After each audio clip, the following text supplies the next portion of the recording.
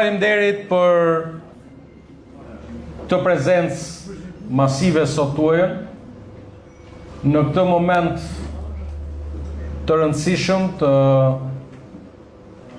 faktit se për herë të parë pas pothuajse 34 vite që nga 31 marsi vitit 1991 kur u mbajtën për herë të parë zgjedhjet pluraliste, ata që kanë kontributin e të shmuar për ekonominë e vendit, pra diaspora, kanë qenë të përjashtuar nga e drejta për të votuar. Kur erdha këtu në tetor për herë të parë si drejtues politik i diasporës për Partinë Socialiste, vura re se edhe mes jush kishte një numër të madh që nuk e besonit se do të ndodhte realisht vota diasporës. U a them me plot bindje se edhe në Tiranë kishte shumë politikan që një pjesë nuk e besonin, një pjesë bën çmos për ta penguar deri në momentin e fundit votën e diasporës. Tani më asgjë nuk mund ta ndalë në ditët e para të prillit në secilën prej shtëpive tuaja apo adresave që ju keni dhënë, do të mbërri një zarf, do të mbërri me post fleta e votimit për secilin prej jush. Janë përtej 17.000 zemra shqiptare të cilat janë regjistruar për të dhënë verdiktin e tyre se në të drejtim duhet heci Shqipëria në 4 vite të ardhshme. Do të kisha dashur që nga Britania e Madhe të kishim më shumë votues shqiptarë që të merrnin pjesë në zgjedhjet e 11 majit. Unë jam nga natyra gjithmonë optimist dhe këtë numër bashkëdhetarësh që u regjistruan në këto zgjedhje këtu nga Britania e Madhe e shoh me pozitivitet. E shoh me bindjen se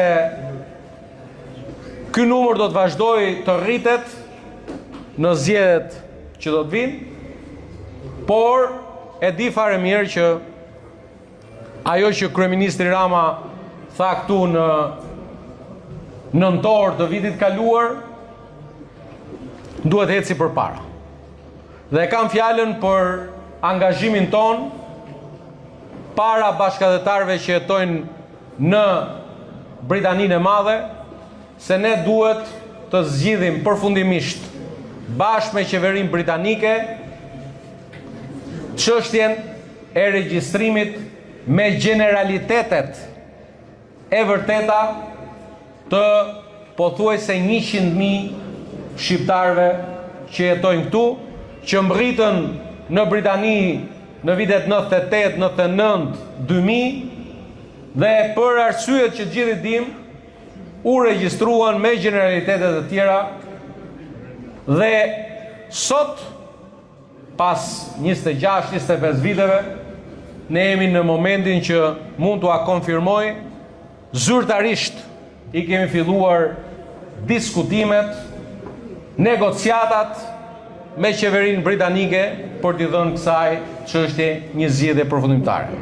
Dhe kjo do të bënte të mundur që në zgjedhjet e ardhshme, jo në këto të 11 majit, të kemi një numër shumë më të madh të bashkëdhetarëve që jetojnë këtu dhe që mund të votojnë për këtë duan, por t'u garantohet e drejta për të qenë vendimarrës në vendin e tyre. Unë dala në këtë pjesë sepse kjo është një pjesë e rëndësishme, ndërsa shpjegova që në ditët e para të prillit do të mbërrijë fleta e votimit, secili prej jush do të marri edhe informacionin e duhur si mund të votoni. Unë mund t'ju them, fleta e votimit nuk është e vështirë. Është një fletë votimi ku nuk duhet lodhe shumë, mund mest shiko numrin 5 Partia Socialiste e Shqipërisë Edi Rama mbaje aty plusin ose kryqin si të dushti, edhe ke marrë edhe ke dhënë votën ku duhet. Të tjerat janë si një dy, i keni pa një dy që sa herë vim ne ta kemi për hudhra, dy hudhra që s'duhet me lon nesër në stadium se na prishin punë se do fitojmë nesër.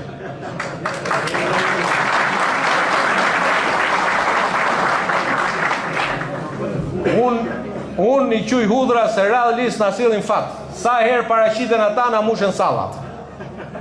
Tani sot jam para jush në këtë tur takimesh edhe për t'ju thënë disa fjalë për procesin që ne ndoqëm. Dua të falenderoj të 7 kandidatët tanë që u regjistruan në platformën Deputeti që duam, që e besuan këtë proces. Dua t'i falenderoj ata prej jush që nuk u përzjodhen, por që në fakt përsëri janë pjesë e ekipit ton si kontributor për të garantuar një fitore historike të Partisë Socialiste në 11 maj. Janë këtu bashkë me ne edhe Ervini, edhe Majlinda, edhe të tjerë, por dua t'ju informoj që ka qenë një proces i vështirë. Të gjitha kandidaturat ishin shumë të mira, por ne në kryesinë e Partisë Socialiste vendosëm që diasporën tonë këtu në Britaninë e Madhe, këtu në Angli, ta përfaqësojmë me një shembull konkret të suksesit të shqiptarit në diasporë. Në fakt secili prej jush jeni një sukses. Por ne përzgjodhëm një grua, përzgjodhëm një nën, përzgjodhëm një profesoresh në Universitetin e Cardiffit, e cila të sjellin në kuvendin e Shqipërisë një rast suksesi se si shqiptarët mund ta fillojnë gjithçka nga zero dhe mund të arrijnë në majën më të lartë të suksesit. Shqipëria 2030 si pjesë e ekipit të kandidatëve për deputet në qarkun e Shkodrës, Vera Ndrecaj, e cila erdhi këtu në Britani 23 vite më parë, në moshën 36 vjeç, nuk dinte asnjë fjalë anglisht, dhe sot pas 23 vitesh, Vera është në nivelin më të lartë akademik, profesoresh në Universitetin e Cardiffit, ku tani u mëson në anglisht anglezëve në universitet. Këtë mund ta bëj vetëm një shqiptar. Nuk e bën dot. Dhe Vera është pjesë e ekipit ton. Bashkë me mua sot këtu është edhe një kandidat tjetër i Partisë Socialiste, i cili është edhe një mik, jo vetëm i imi, po i shumë kuksianëve, hasjanëve, tropojanëve, po dhe Tiranës, Ylli Shehu, i cili nga viti 2013 në fakt ka qenë bashkë me mua në kuvendin e Shqipërisë dhe tani më është kandidati yni në kryeqytet, në listën tonë të kryeqytetit. Dhe prandaj për të dy këta dhe për të gjithë ekipin ton, jam sot këtu për të kërkuar mbështetjen, siç u thash, në radhë parë për Partinë Socialiste, kryeministin Edi Rama, por dhe në listën preferenciale, pasi ke votuar atje sipër tek pesa, ti mund votosh edhe për njërin prej kandidatëve, vetëm njërin, mos harroni asnjëherë, njërin prej kandidatëve në listën e Partisë Socialiste. Po dhe nëse voton vetëm për subjektin, vota jote është e vlefshme. Pse e themi ne që ky është një mandat historik? Se shumë mund thonë, po mirë më dakord, të gjithë këto mandate historike kanë qenë, edhe kur erdhët në qeverisjen e vendit 2013-ën, ishte një mandat historik, sepse i dhatë Saliut 1 milion shuplaka dhe larguat nga qeverisja. Tani, pse ky është një mandat historik? Tani besoj që secili për jush i sheh lajmet. Dhe kuptoni që jetojmë në një botë e cila është komplet ndryshe nga ajo që kemi parë pak vite më parë. Jetojmë në një kontekst geopolitik komplet ndryshe nga ai që jemi mësuar të shihnim vite më parë. Dhe Shqipëri son të dashur motra e vëllezër, i është hapur një mundësi reale që në këto 4 vite që vinë, ne të hymë të antarësohemi në Bashkimin Evropian. Kjo mundësi dhe kjo dritare nuk do t'jetë aty për gjallë. Dhe na duhet që ta shfrytëzojmë këtë moment historik tani. Dhe një gjë duhet jetë e sigurt në mendjen e secilit për jush këtu, edhe pse ndonjëri këtu mund thotë, po mirë më mirë, ç'na duhet ne BE-ja, ne ishim BE edhe ikëm, se iku Britania e Madhe nga BE-ja. Këtu në radhën e parë është ulur një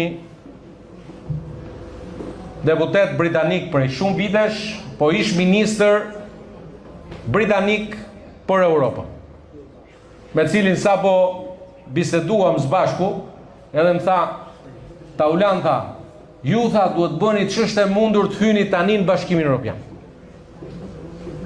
Dhe këta britanikët duhet i dëgjosh, se këta i kanë provu të gjitha. Dhe kur ta thonë këta që duhet hysh tani në Bashkimin Evropian, e kanë nga eksperienca tyre dhe ne na duhet domosdoshmërisht bëjmë gjithçka që të hymë. Kur do të hymë në Bashkimin Evropian? Brenda këtij mandati që fal votës tuaj, të familjarëve tuaj dhe të shumicës shqiptarëve, në 11 maj kjo gjë do të ndodhi. Sepse përballë nesh, në radhë parë kemi një buf bashkë me 2 bufa tjerë që i kemi për hudhra,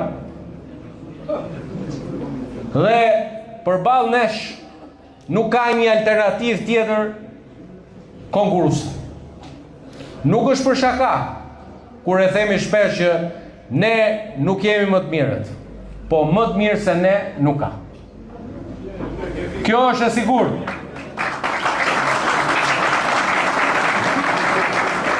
Prandaj është e domosdoshme që të gjitha ata 17.500 shqiptare që janë regjistruar këtu në Britani, këtu në Londër,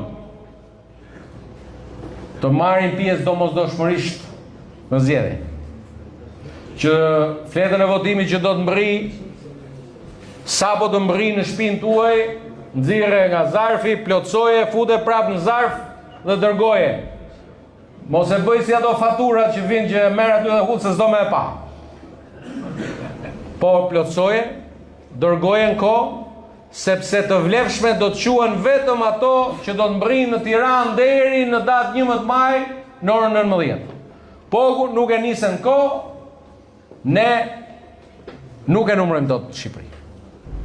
Ne realizuam një kërkesë që lindi pikës pari këtu në Londër në tetor, kur shumë prej jush thanë, shikoni e keni bërë gabim, qeveria duhet marri përsipër dhe koston e kthimit me post të fletës votim. E kemi bërë këtë, pra nuk ka asnjë kosto për ju dhe dërgimi mbrapsh. Dhe siç mbajtëm fjalën për të realizuar votën e diasporës, siç mbajtëm fjalën për të mbuluar gjitha shpenzimet, ne jemi dhe vetmja forcë politike që e mbajtëm fjalën që vum në listën tonë përfaqësues diasporës. Sa nga këta të tjerët erdhën e premtuan që do të kenë listat e tyre përfaqësues nga diaspora. Më thoni, kush është përfaqësuesi i diasporës në listën e Bufit? Kujtim Gjuzi. Ky është përfaqësuesi i diasporës. Apo Vangjel Dule. Prandaj motra e vëllezër, sot bashkë me miqtë e mi dhe dua ti shpreh sot edhe në cilësinë si një kryetar grupi për shumë vite që kam qenë, por dhe si ministër për marrëdhënie me Parlamentin, dua ta falenderoj shumë kolegun tim Lavdrim Krashin për betejën e suksesshme bashkë me ne të tjerët, që nga dita e parë që erdhin në kuvend si përfaqësuesi i diasporës, si drejtuesi nën komitetit posaçëm të Parlamentit për diasporën, për punën që kemi bërë së bashku, dhe dua t'ju garantoj që kontributi dhe bashkëpunimi i lavdrimit me ju dhe me ne do të vazhdoj edhe në detyra tjera po aq të rëndësishme, sepse e vërteta është që është një përfaqësues shumë i mirë, i denj i shqiptarëve të Anglisë. Ata që vinë nga zonat malore të Shqipërisë, dua t'u jap lajmin e mirë se ne sapo e miratuam në Kuvendin e Shqipërisë paketën e maleve, dhe përmes saj pakete i kemi dhënë një zgjidhje përfundimtare, një halli që nëse ulem me secilin për ju pas këtij takimi, është halli kryesor. E kush është ai? Secili nga ju ka një pronë në Shqipëri, në fshatin nga vjen, kudo që nga vjen, të cilën s'ka as i letër. Është shu apo s'është? Një pronë që ka ndërtu baba, më ka lënë gjyshi, një cop tokë që kemi atë 30 vjet që e kemi, po s'kemi as i cop letër, e të gjitha si to. Ne kemi miratuar sfundmi një ligj në Kuvendin e Shqipërisë, motra e vëllezër, që ju s'keni për të bërë më asnjë përpjekje, nuk ju duhet më për të fut as si lloj miku, mjafton të çoni një kërkesë tek bashkia që kjo toka është e imja, kom 30 vjet që e kam unë, po s'kom as si cop letër. Dhe me vendim të Këshillit Bashkiak të bashkisë secilës, Bashkia Mallësie Madhe, Bashkia Dibër, Bashkia Bulqiz, Bashkia Kukës, Bashkia Haz, Bashkia Tropoj, ajo tokë, edhe Burreli mërë pa tjetër, për të shkëm ne pa Burrelin i madhe. Ne Burrelin në dha mretin t'i dhu. Ku shkohet pa Burrelin? Po edhe këta librajt tim, apo këta... Gjithë, pra gjithë. Unë e dhja dhe përmeni gjithë, njonin që le pa përmen, a i bërtet. Tani, për gjitha këto bashkit, Këshilli Bashkiak, me vendim Këshilli Bashkiak, të jep titullin e pronësisë së saj prone. Për këtë titull do pagush 1 euro. Për gjithë tokën, 1 euro. Dhe zgjidhet dhe ky hall që ka qenë një hall për mua si deputet zone, prej shumë vitesh, për 20 vitesh që pata nderin të isha deputet i Librajit, ky ka qenë një prej probleme kryesore që nuk kishin i cop letër për i pronë që kishin gjithë jetën që e kishin të vetën. Tani motra e vëllezër,